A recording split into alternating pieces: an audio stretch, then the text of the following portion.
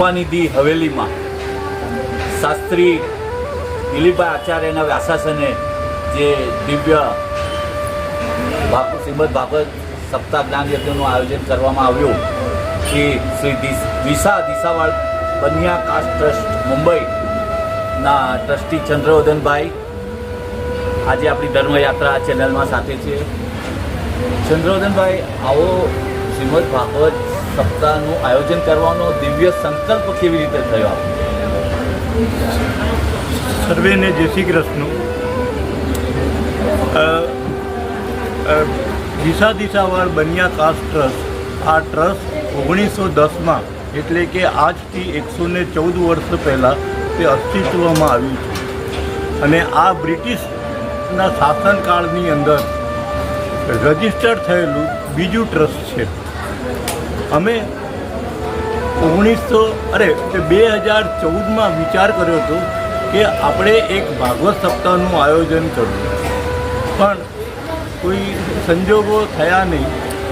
પણ કેટલા વખતથી હમણાં છેલ્લા 2 વર્ષથી અમે તે વિચારતા હતા કે કોઈ યોગ્ય વ્યક્તિ જે વ્યાસપીઠને સુંદર રીતે બિરાદી શકે અને એવી સુંદર જગ્યા જ્યાં આગળ બધા ભક્તો બેસીને રસપાન કરી શકે એવી જગ્યાની તલાશમાં હતા.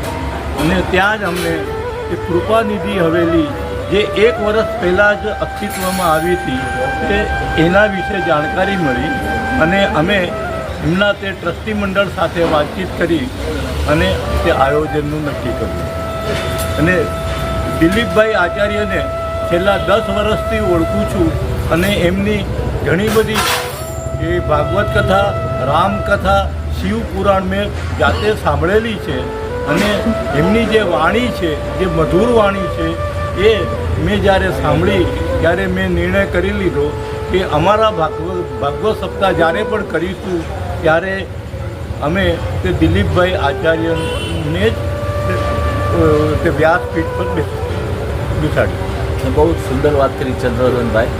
આપણે આજે આટલું વિશાળ આયોજન, એમાં તો શ્રીમદ ભાગવત સપ્તાહનું આયોજન કરવું સરળ અને સહજ નથી. આવા વિશાળ આયોજનમાં આપની સંસ્થાને કોનો સાથ, સહયોગ અને સહકાર પ્રાપ્ત થયો છે? આ તે આયોજન કરવાની અંદર મને મારા તે ટ્રસ્ટીગણ કે જે અમે તે 4 ટ્રસ્ટીઓ છે એનો મને સાથ અને સહકાર મળ્યો છે. એમને મને બધી રીતે છૂટ આપી છે અને એવું સુંદર આયોજન કરવાનું કીધું છે કે જેને કારણે આ એક શક્ય બન્યું છે.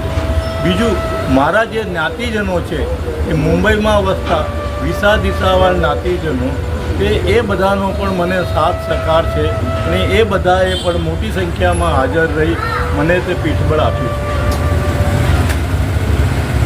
આપણે આપના ટ્રસ્ટી શ્રીમદ ભાગવત સપ્તાહનું આયોજન તો અદ્ભુત, અને આપણે કહ્યું 1910માં સ્થાપના થઈ, તો આટલી જૂની સંસ્થા, તો આપની બીજી પ્રવૃત્તિઓ શ્રીમદ ભાગવત ઉપરાંત આપનું ટ્રસ્ટ કયા પ્રકારની પ્રવૃત્તિ કરે છે?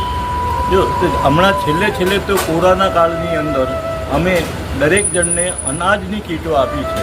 એની અંદર જ્ઞાતિનો ભેદભાવ રાખ્યા વગર અમે લગભગ 10,000થી વધારે કીટો કે જેની અંદર 35 થી 45 કિલો જેટલું અનાજ આવે તે એવી બધી કીટો અમે બધાને તે વિતરણ કરી છે. અમે તે મેડિકલ કેમ્પે કર્યા છે અને તે જાત્રાનું પણ આયોજન કર્યું છે. એની અંદર અમે તે અયોધ્યાને બધે ઠેકાણે ગયા, તે નેપાળ પણ તે લઈ ગયા છે. એવી ઘણી બધી નાની મોટી ઘણી બધી પ્રવૃત્તિ છે જે સમાજલક્ષી છે, અમારી તે જ્ઞાતિલક્ષી છે. એ બધાનું અમે તે આયોજન કર્યું છે. ચંદ્રવદનભાઈ, આપનો ખૂબ ખૂબ આભાર. અને આપને કહેતા આનંદ થાય છે કે અમારા ચેનલનું નામ છે ધર્મયાત્રા, એટલે જ્યારે પણ આપનું ટ્રસ્ટ કોઈ ધર્મને લગતા કોઈ પણ આયોજન કરે ત્યારે અમારી ચેનલનો આપે સંપર્ક કરવો. અમારી ચેનલનો નંબર છે 9833011412. હું ફરીથી રિપીટ કરું છું, જે કોઈ પણ સંસ્થા સામાજિક અને ખાસ કરીને ધાર્મિક આયોજનો કરતી હોય એને અમારા ધર્મયાત્રા યુટ્યુબ ચેનલનો 9833011412 પર સંપર્ક કરવો. અમે આપની સાથે મળીને ભગવાનનો જય જયકાર કરશું. અમે તે ચોક્કસ અમારા જે આગવી પ્રોગ્રામો છે એના વિશે અમે પહેલેથી જ આપને માહિતી આપી દઈશું કે જેને કારણે આપ અમારા દરેક પ્રોગ્રામને કવર કરી શકો.